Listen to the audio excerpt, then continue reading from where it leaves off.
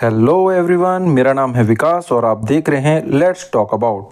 सो viewers, video शुरू करने से पहले I want to congratulate you on rebirth of democracy in India. Bharat में लोकतंत्र के पुनर्जन्म की आप सभी को बधाई। जी हाँ, पुनर्जन्म की, क्योंकि पिछले कुछ दिनों में भारत ने ऐसा बहुत कुछ देखा है जिसे देखकर लगता नहीं कि ये एक लिविंग और हेल्दी डेमोक्रेसी में हो सकता है। कई बार आपको लोकतंत्र की हत्या जैसे शब्द सुनने को मिले हैं, लेकिन खुशी और राहत की बात यह है कि भारत में लोकतंत्र का पुनर्जन्म हो रहा है। लोकतंत्र का मतलब केवल हर 5 साल में चुनाव होना ही नहीं है। उस चुनाव में भारत के हर वर्ग की सहभागिता भी होनी चाहिए। हर तरह की आवाज़ को सुना जाना चाहिए, चाहे वो आवाज़ व्यवस्था के खिलाफ ही क्यों ना हो। वैसे तो भारत में लोकतंत्र की जड़ें काफ़ी गहरी है, लेकिन लोकतंत्र का जो चेहरा हम आज देख रहे हैं वो 1950 में हमारे संविधान के वजूद में आने के बाद से है। 1950 से आज 2025 तक भारतीय लोकतंत्र ने काफ़ी कुछ देखा है।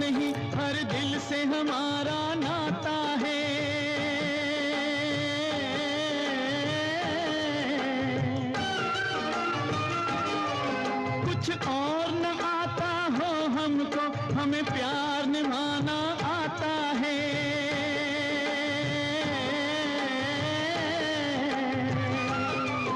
जिसे मान चुकी सारी दुनिया हो, जिसे मान चुकी सारी दुनिया, मैं बात वही दोहराता हूँ।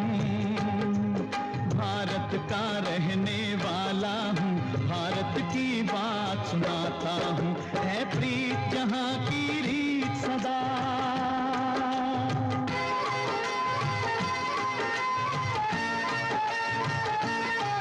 जीते हो किसी ने देश तो क्या।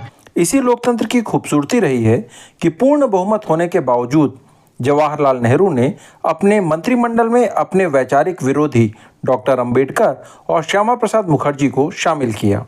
और इसी लोकतंत्र ने इंदिरा गांधी द्वारा संविधान की हत्या करके अपनी सत्ता को बचाने के लिए लगाए इमरजेंसी का काला अध्याय भी देखा है। लेकिन हर बार इंडियन डेमोक्रेसी पहले से ज़्यादा मजबूत और ज़्यादा निखरी है। ये हमारे लोकतंत्र की ताकत है जो सत्ता के नशे में चूर राजकुमार और राजमाता को एक झटके में अर्श से फर्श पर लाकर पटक देती है और एक चाय वाले को सत्ता के शिखर पर बिठा देती है। लेकिन जब नया प्रधान सेवक भी खुद को मालिक समझने लगे तो जनता उसे भी एक झटका देकर बैसाखियों के सहारे ले आती है और ये बता देती है कि देश के असली मालिक हम हैं। पिछले कुछ सालों में जब से नरेंद्र मोदी सत्ता में आए हैं, भारतीय लोकतंत्र का एक नया रूप देखने को मिला है। ऐसा रूप जिसमें जनता ने मोदी या बीजेपी को इतना प्यार और समर्थन दिया है कि विपक्ष या जनता का वह वर्ग जो मोदी या बीजेपी की विचारधारा से अलग सोचता है वह कहीं पीछे छूट गया है। 2014 से 19 और फिर 2019 से 24 तक बीजेपी कांग्रेस मुक्त भारत का नारा लेकर चल रही थी।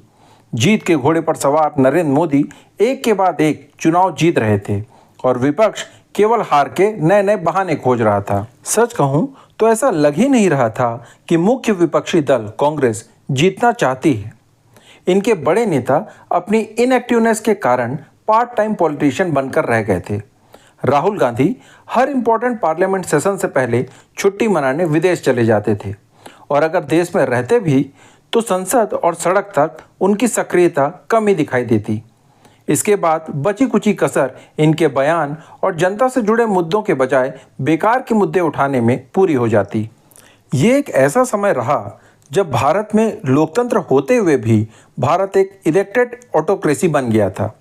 विपक्ष की आवाज़ तो कमज़ोर थी ही और जो कोई आवाज़ उठती भी उसे भी ईडी सीबीआई से दबा दिया जाता। मैं ये नहीं कहता कि एजेंसीज को अपना काम नहीं करना चाहिए, लेकिन ऐसा क्यों है कि जब तक कोई नेता विपक्ष में है वो भ्रष्टाचारी है, लेकिन जैसे ही वो बीजेपी में आ जाता है वो बिल्कुल पाक साफ हो जाता है। पिछले 11 साल में आपको ऐसी एक भी उदाहरण याद है जिसमें ईडी या सीबीआई ने किसी बीजेपी नेता पर कार्रवाई की गई हो? ऐसे ही बीजेपी को वॉशिंग मशीन नहीं कहा जाता। इसी तरह एजेंसी के मिसयूज, विपक्ष के नेताओं के नकारापन और जनता का समर्थन न मिलने की हताशा के कारण लोकतंत्र मरता हुआ दिखाई दे रहा था। लेकिन देर से ही सही विपक्ष को अपनी जिम्मेदारियों का एहसास हुआ। इसके बाद 2022-23 में राहुल गांधी ने भारत जोड़ो यात्रा नाम से अपने पॉलिटिकल कैरियर का सबसे बड़ा मूव चला। लगभग 140 दिन में 4000 किलोमीटर की पैदल यात्रा ने उन्हें जनता के बीच लाकर खड़ा कर दिया। और इसके बाद न केवल राहुल में पॉलिटिकल मैच्योरिटी आई, बल्कि जनता ने भी उन्हें सीरियसली लेना शुरू कर दिया। इसके बाद 2024 में मणिपुर से मुंबई तक की भारत जोड़ो न्याय यात्रा ने राहुल गांधी को लोकसभा चुनाव में एक मजबूत कंटेंडर के रूप में खड़ा कर दिया और इसका असर उनके भाषण और राजनीति में भी साफ दिखाई देने लगा। नरेंद्र मोदी कोई बड़ी प्रॉब्लम नहीं, मैं आपको बता रहा हूं, ये आपने अपने सिर पे चढ़ा रखा है, कोई प्रॉब्लम नहीं। ये जो मीडिया वाले हैं इन्होंने बना रखा है, इसका गुब्बारा बनाया, कोई प्रॉब्लम नहीं। अब पहले तो मैं मिला नहीं था, अब 2-3 बार मैं मिल भी लिया हूं, बात समझ गया हूं मैं, कुछ नहीं उसमें। पूरा शो है, दम नहीं है, बता रहा हूं। आप लोग मिले नहीं हो, मैं मिला हूं।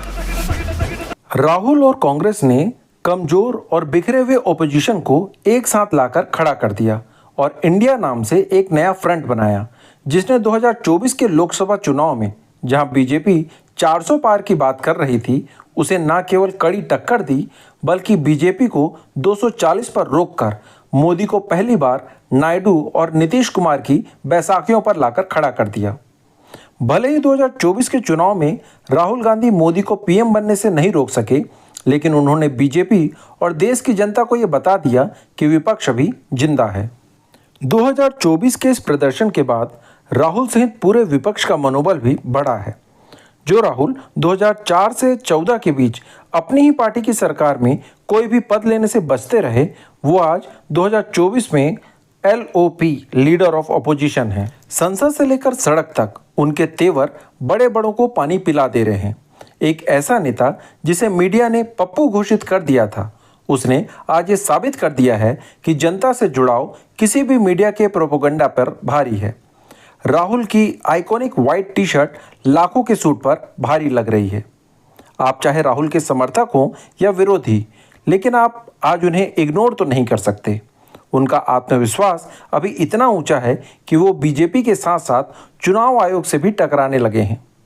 वोट चोरी का नैरेटिव आज पब्लिक के बीच चर्चा का विषय बना हुआ है। बिहार में वोट अधिकार यात्रा के जरिए राहुल ने एक बड़े वर्ग को यह भरोसा दिला दिया है कि उनके वोट की चोरी की गई है। अब सच में चोरी हुई है या नहीं ये तो पता नहीं, लेकिन परसेप्शन की लड़ाई तो राहुल जीतते हुए नजर आ रहे हैं और इसका असर बिहार चुनाव में भी अवश्य देखने को मिलेगा। इसीलिए मैंने वीडियो की शुरुआत में आपसे कहा था कि भारत में लोकतंत्र का पुनर्जन्म हो रहा है। बाकी आप इस बारे में क्या सोचते हैं, मुझे कमेंट सेक्शन में ज़रूर बताएं। अगर आपको इस वीडियो में कही गई बातें जरा भी लॉजिकल लगती हैं तो प्लीज़ इस वीडियो को लाइक करें, अपने दोस्तों के साथ शेयर करें और इस चैनल को सब्सक्राइब कर लें, क्योंकि हम इस चैनल पर कॉम्प्लिकेटेड विषय को बहुत ही आसान भाषा में समझते हैं। धन्यवाद। जय हिंद।